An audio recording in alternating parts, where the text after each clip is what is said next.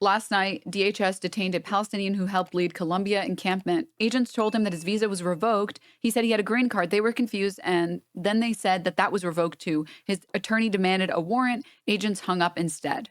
On Saturday, Department of Homeland Security officers detained Mahmoud Khalil, a recent Columbia University graduate who helped lead the Gaza Solidarity encampment at his New York home, an apartment building owned by the school, says advocates.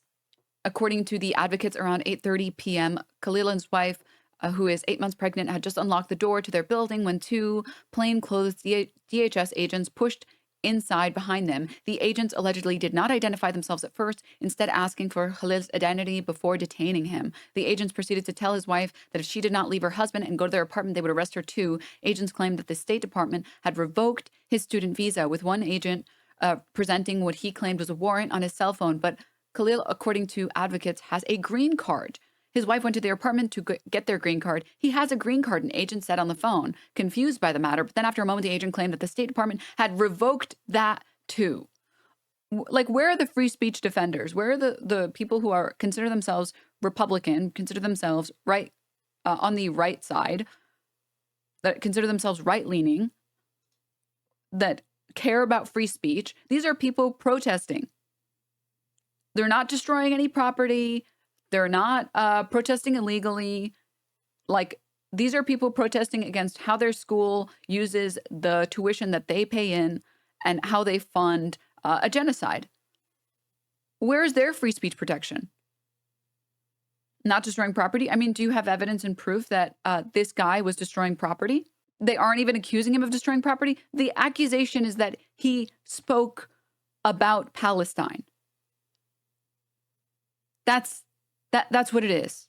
And then the ADL says, we firmly believe there should be a swift and severe consequences for those who provide material support to foreign terrorist organizations. This is a lie. This is a fucking lie. The ADL, which was stark, oh my God, very shockingly quiet about Elon Musk doing a literal Nazi salute in front of a presidential podium, now says and conflates Palestinian lives with Hamas.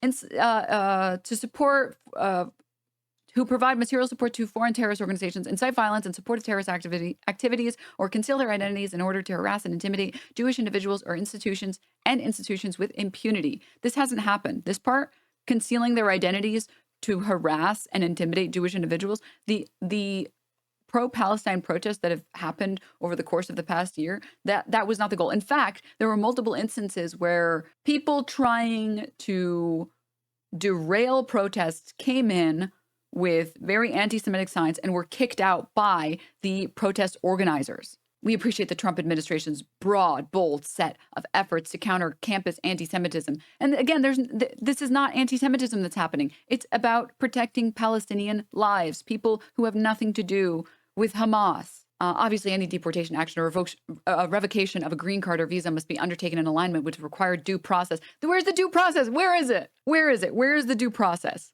Meanwhile, Khalil has been on the phone with his attorney, Amy Greer, who was trying to intervene, asking why he was being detained if they had a warrant, explaining that he was a green card holder. The attorney circled back to demanding to see a warrant when the agents apparently instead hung up the phone. We will be vigorously pursuing Mahmoud's rights in court, and will continue our efforts to right this terrible and inexcusable and calculated wrong committed against him. There is currently an Action Network petition to demand the immediate release of Palestinian student activist Mahmoud Khalil from DHS detention. I highly suggest that everyone send in their letters. I highly, highly suggest it. If you have the time and capability to do it, you absolutely should. We should get as many people. We should get as many people as we can in favor of this or supporting this, because this is a terrible precedent to set for free speech. Genuinely, anyone who has a green card or a visa right now is at risk of being deported from this country, despite doing nothing wrong, despite their only crime being trying to help Palestinians. If you have a green card or visa, do not write down your information here, because I wouldn't want you to be put in a jeopardizing position. If you are a citizen or you are not an American and you have nothing to do with America, please, on a list. I mean, unironically, yeah, like if I'm not even joking, Chad, if anyone in here has an American visa or is in America like temporarily or has a green card, do not post anything online. Like actually, like don't post anything about Palestinians. Don't show up anywhere that you can't be, because you will be deported. Didn't something similar happen during the Black Lives Matter movement in 2020? Not anything close to this. You have to understand that like Israel is a much closer ally to the United States. Like this is straight. Yeah, this is Burger Reich. Yeah. Protect yourself and your family. There are other ways out there fighting alongside you. Don't risk your safety or your life. Ignorant question. Is it safe for even citizens to put their real name on these?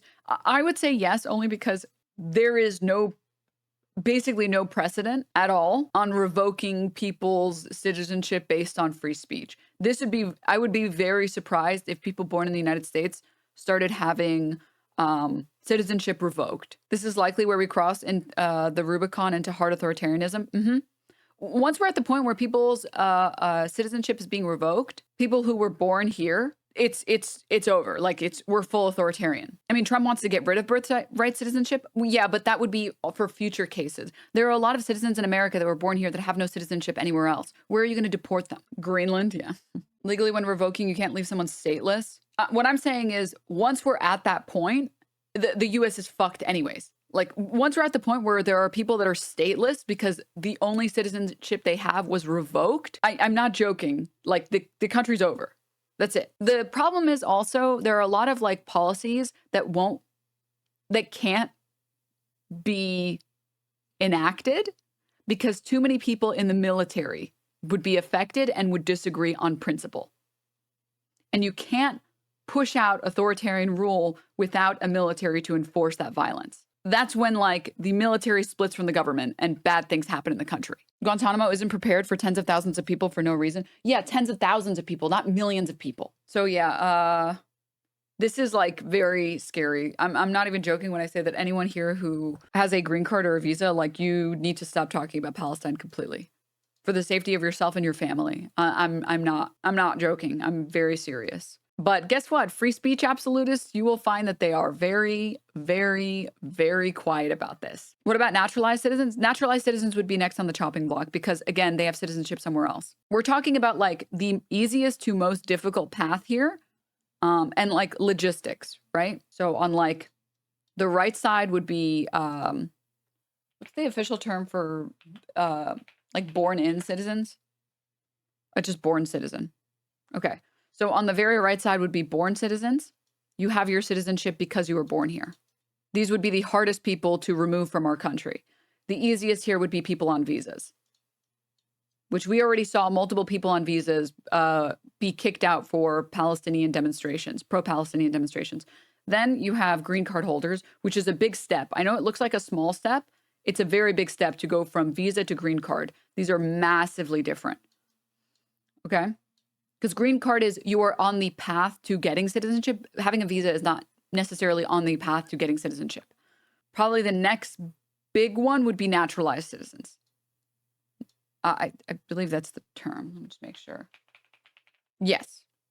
Okay, just double checking that I'm not wrong. Naturalized. Holy God, my handwriting.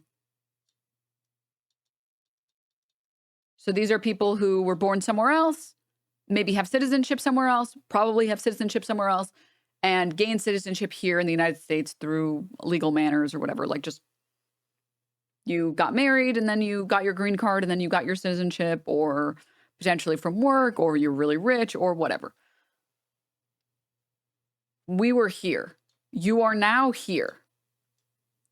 It is not inconceivable to go after this group next. Because again, it's people will fight when they absolutely have to fight. They won't fight necessarily before that point. People here, they are not really even Americans, so it's easy for them to move on. Green card citizenships, it's harder. Naturalized citizenships, it's harder, but still not impossible. They generally have citizenship somewhere else, so they actually can go back somewhere. A born citizen who has no citizenship anywhere else, someone like me, I was born and raised here. I don't have citizenship anywhere else. there are millions of people like me in this category, in this group. And more importantly, there's a lot of people like me in this category, in this group, that are in the military.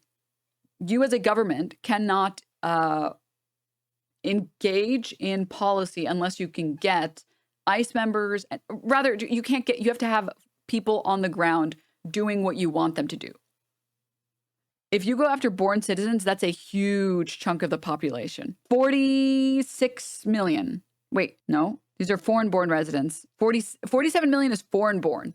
So naturalized citizens are actually, from what Google is telling me, 14% of the population. 14.3. What about born citizens with like foreign-born parents? How is born citizen defined? You were born in the country. So you got citizenship from being born here. This is children. What about like the general population? This is under 18. Okay, I'm trying to find, it's actually pretty hard to find this information. Children is a little bit easier to find. It says under 18, there's 18 million children with foreign-born parents, but they're born citizens. So I can only imagine how high the number is for just like adults. How about asylum seekers and refugees? Oh, I would put that next to visas, basically. So at the very least for the next, I don't know, few months, a year, I don't expect them to go after foreign-born citizens, but that is the next step. Once they go after that group, bad things will happen. And then if they go after born citizens who have foreign-born parents for speech, America will collapse. There are not enough Americans to defend that country. It will collapse. So like, I think that this is like already really fucked, but yeah. It's important to understand why and how the steps to total autocratic dictatorship occurs. It logistically cannot happen all at once. Instead, it requires removing fractions or slivers of each demographic, like slices of an apple. Initially, the first slice that everyone could seemingly get behind was violent immigrant criminals. This was both a pretext and a lie to suit a narrative that would justify prosecuting immigrants at a larger scale. Correct. 100% correct. And that's why it's important that we fight as hard as we can for people with green cards now, because this is just one step in the path to full autocratic rule. If your pushback is no, this group is in the middle, you're already cooked. Your pushback has to be open borders line to be strong enough to resist the closed borders agenda. Correct. Boiling frog, 1,000,000% boiling frog. Wait, breaking chat? Wait, whoa. Trump commented on the arrest of Mahmoud Khalil. He says, following my previously signed executive orders, ICE proudly apprehended and detained Mahmoud Khalil, a radical foreign pro-Hamas student on the campus of Columbia University. This is the first arrest of many to come. This should be sounding the alarm bell for people. We know that there are more students at Columbia and other universities across countries who have engaged in pro-terrorist, anti-Semitic, anti-American activity, and the Trump administration will not tolerate it. Many are not students. They are paid agitators. We will find, apprehend, and deport these terrorist sympathizers from our country. Incredible. So if you don't support Israel, if you support Israel, don't you support the slaughtering of innocents? I'm confused. No, they're all Hamas. Israel only targets Hamas, and anytime they've ever killed anyone, it's only ever been a Hamas member. It's either a terrorist or a terrorist sympathizer. You can tell based on their skin tone. We will find, apprehend, and deport these terrorist sympathizers from our country, never to return again. If you support terrorism, including the slaughtering of innocent men, women, and children, your presence is contrary to our national and foreign policy interests. You are not welcome here. We expect every one of America's colleges and universities to comply. Thank you. The official White House Twitter account. Shalom. Mahmoud, this is unbelievably anti-Semitic. Holy shit. ICE proudly apprehended and detained Mahmoud Khalil, a radical foreign pro-Hamas student on the campus of Columbia University. This is the first arrest of many to come. I don't know how to explain to people that putting shalom before you're about to announce that ICE is detaining people who don't deserve to be detained is unbelievably anti-Semitic. This is not good. Apparently he had a green card. He had a green card, which like anyone who's tried to achieve American citizenship in the United States, well, obviously in the United States, you know that the step between visa and green card is massive. Can you explain why for ignorant libs? I mean, to put shalom here is basically the White House suggesting that this is what Jewish people want and putting Jewish people in a monolith is unbelievably anti-Semitic.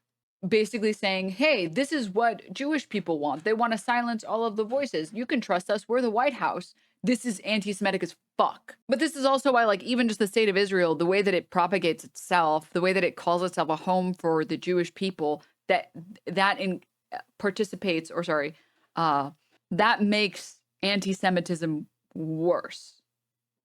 Because you're basically putting Jewish people on the hook for all of the war crimes that Israel commits. Perpetuates, thank you.